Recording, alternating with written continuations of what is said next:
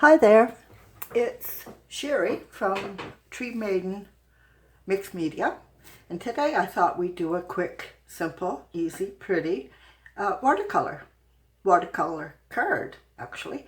So this is what it will look like, something along this lines when we're finished. And we're going to be, for today's video, we're going to be using Winsor and Newton student grade paints, watercolor paints, which I really like. So in another video, I will talk to you about the different paints that are out there, the brushes. I'm no expert at any of this, but I have some knowledge that I'm happy to share. And we'll talk about papers. For today's purpose, we're using B 100% cotton paper, which is a nice quality, not top of the line, but a good quality paper. So yeah, let's get started. So to start with, we have a piece of B paper. Now I've measured this out to fit a card.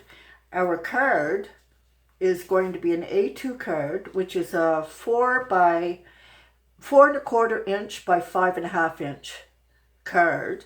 And our watercolor paper is going to be 4 inches by 5.25 inches. So 4 inches by 5.25. So, and as you can see, we're going to create a little bit of a border on our paper and then apply it to our card. So we have what looks like two borders. So we'll start out with our base. I don't want this to be too long a video, so I'm just going to move along. And using my sap green from Winsor and Newton and a touch of Payne's Gray, because the Payne's Gray will make it just a touch darker, not quite so bright. So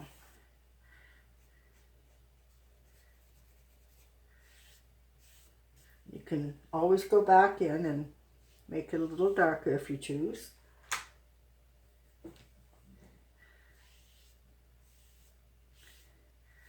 Now, if you go and put several layers on like this, you get some sort of sense of dimension here. So, well, that's good. I'll soak my brush.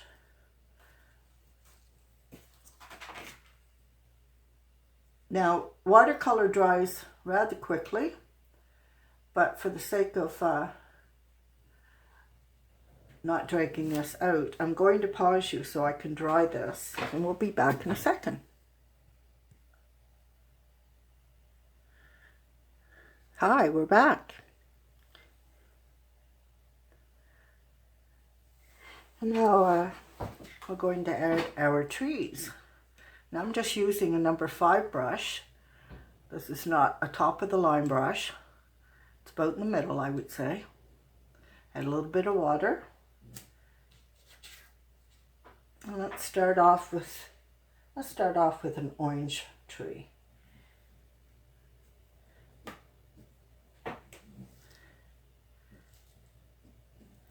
Okay, so I would start about, let me see, say this is let's say this is 3 inches. I would start up, leave a little less than ½ an inch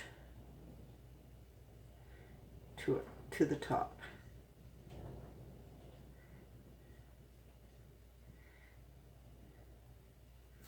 Now see how easy that is?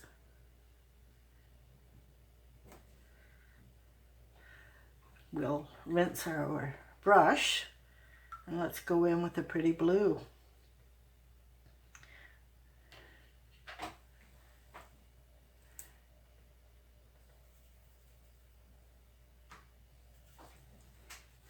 And let's say make a triangle here.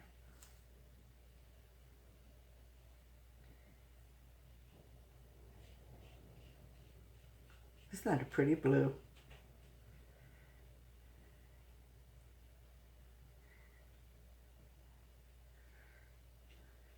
And no need to be exact about anything. Okay, let's try nice color beside that blue would be, I'm cleaning my brush right now, a nice color beside that blue would be a pretty yellow. So let's go in with the yellow. Always check your color on your palette. Make sure it's the color and the consistency that you want. And we'll make this semi-square, sort of square but rounded at the corners. I pick something up. There we go.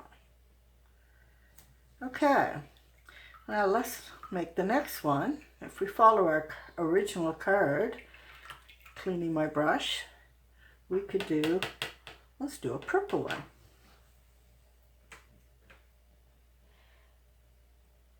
And if you haven't already, I would really appreciate a thumbs up and subscribe. As you know, YouTube consists of subscribers. It's about subscribers and views and the like. So, whoops, my brush is falling in its container. There, nice purple. And a red. So cleaning my brush again, checking my color, my paint on the palette. Make sure I get the red that I'm hoping for. And let's make another triangle. A little bit bigger than the this one. Just to give it a little more interest.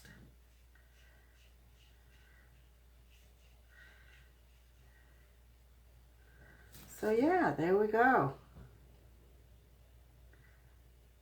Now we're just going to be filling in our the inside of our trees and our tree trunks, and then we'll be done. It's as simple as that, and so relaxing. It's so relaxing. Okay. You know what? I'm going to make our orange circle a little bit bigger so that everything's not all the same size. So let's check our color on our palette.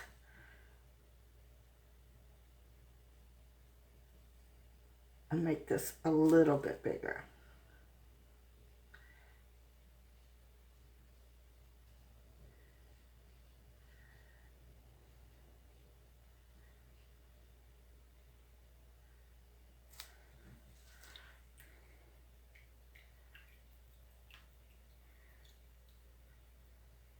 And while we're at it, let's make the yellow in a little bit bigger too. I like how it touched up on the blue.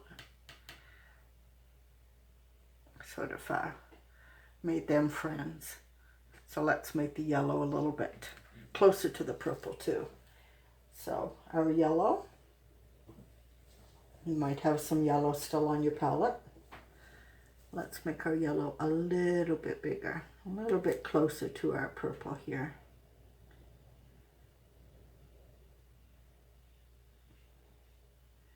Gently fill it in. This is quite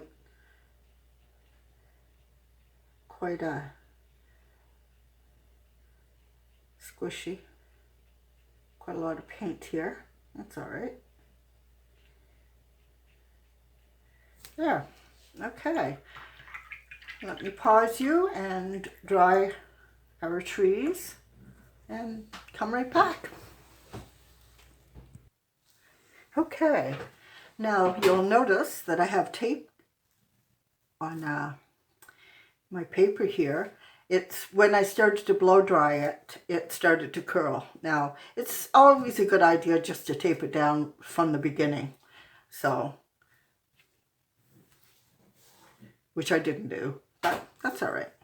It's done now. Now it's totally dry. I'm going to use a Sharpie and/or a Micron pen.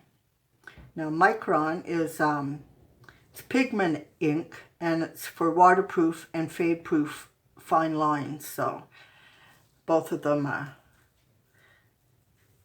can be used. I think I'll start out with the Sharpie, and if I find the lines are too thick, I'll go to my micron pen, because this one's thicker. Now, I think I'll start off with a straight line, a relatively straight line, down like this. And then our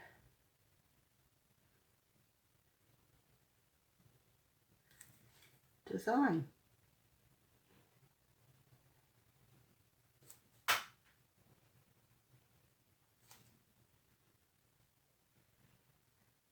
Don't worry about going over the line. Don't worry about it being perfect. It's not about perfection.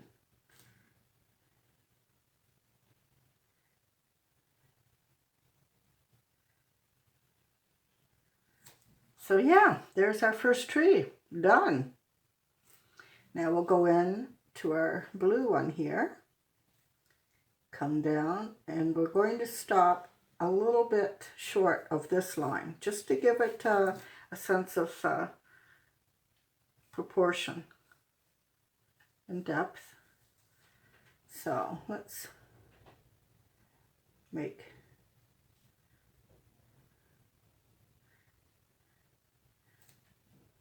this for our design.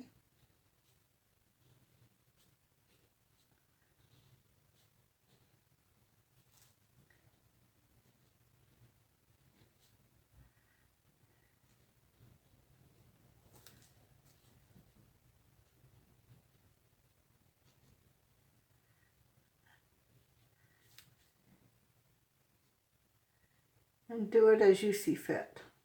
If you want to have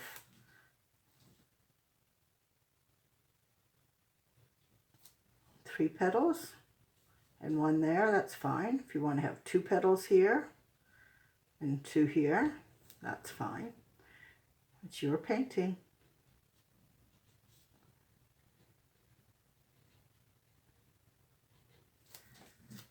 There, and that's done.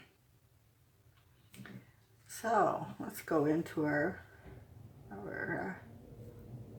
yellow tree here, make it a little bit longer. And this is going to just be some branches.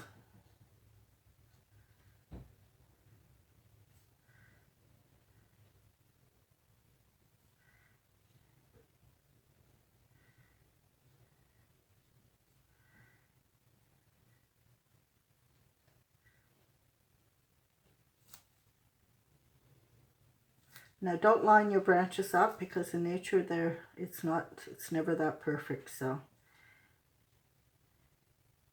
and as I said before, we're not striving for perfection here.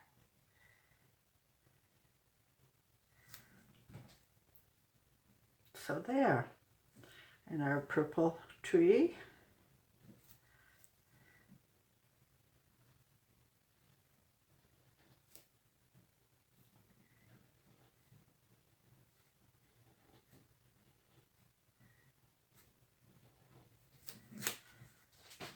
And we're going to come in with a white gel pen and fill in some of these spots. And then let's go back to our original design.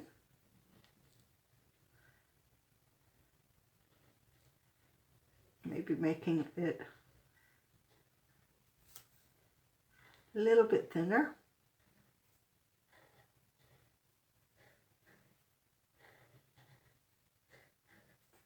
Now you use whatever design you choose to use. This just happens to be what came up in my mind at the time. So, and if you have any experience with Zentangle, it comes in handy at times like this.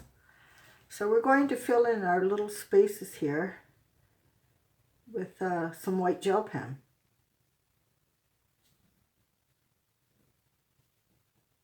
Just add a little bit more interest.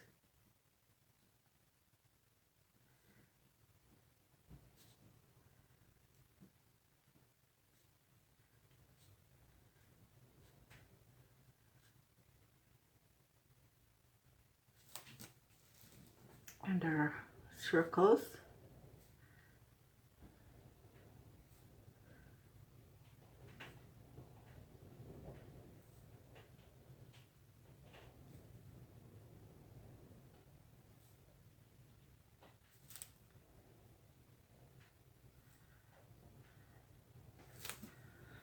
So, very cute. And it's simple as that. Now you can, if you choose, before you do your trees, and you can do it after, it's just a little trickier, you could make some really light blue, especially at the top, but carry it down to your grass for sky. I haven't here, but you can do that. What we're going to do is now take off our tape. Now this is painter's tape.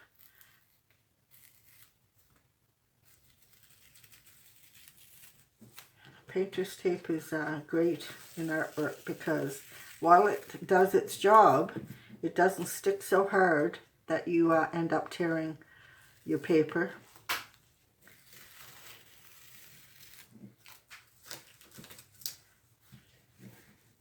And our last piece we gently take off. Now we're going to take another Sharpie, a little bit thicker Sharpie, and do our border. Just decide how thick you want that. Now this is good Sharpie because it's got a wedge there. Decide how much of a border you want. Try to get it relatively even here. And then just fill it in with your Sharpie.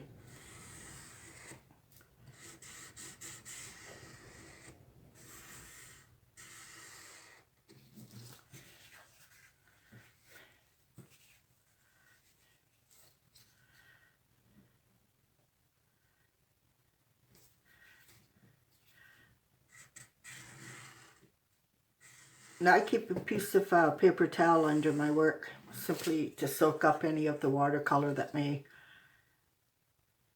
not stay on my paper.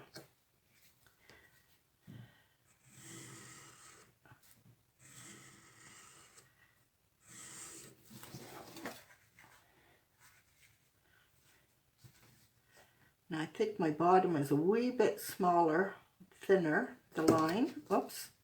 A wee bit smaller than the top line, so I think I'm going to go over that again. Just a tiny bit, just make it a tiny bit larger. Tiny bit thicker. Okay, so that's our little border.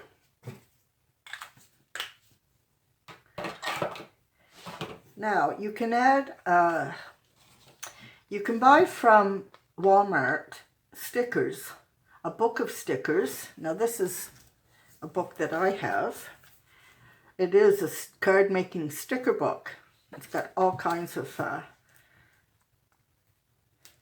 stickers in it that you'll be happy to have for your cards. So, you can add a sticker like this one saying best wishes. That works nicely. The black accents the rest of your picture.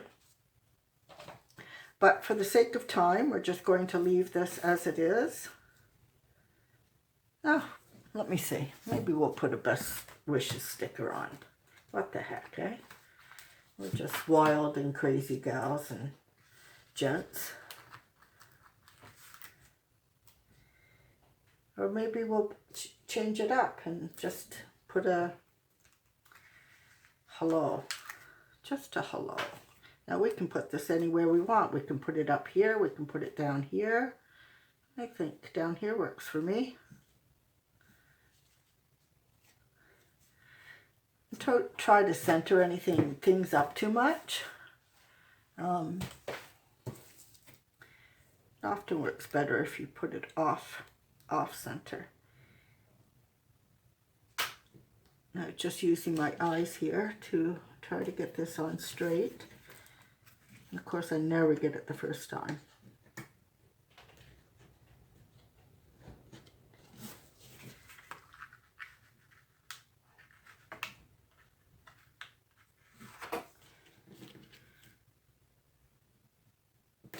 There we go. Yeah. So then we're going to apply this to our card.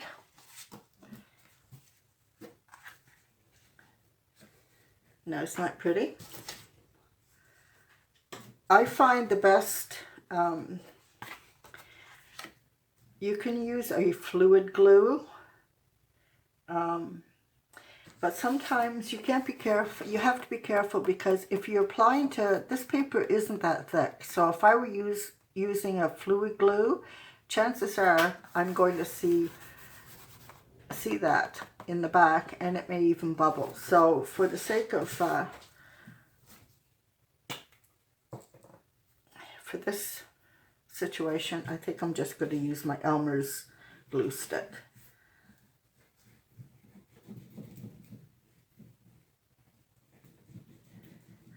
Try to make sure you get it, especially in the corners and on the edges.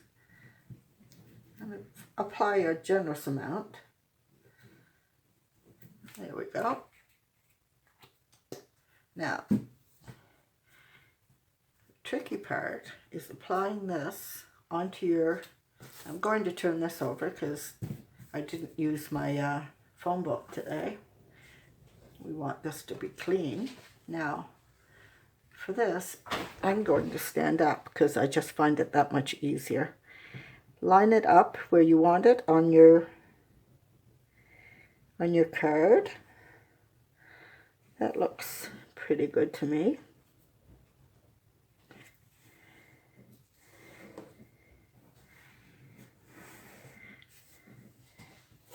I try to use something clean here to make sure I'm not getting any glue on my card.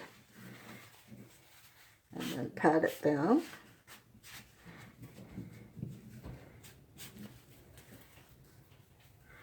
Another little handy trick is to use an old credit card or a gift card, something like that, and press down.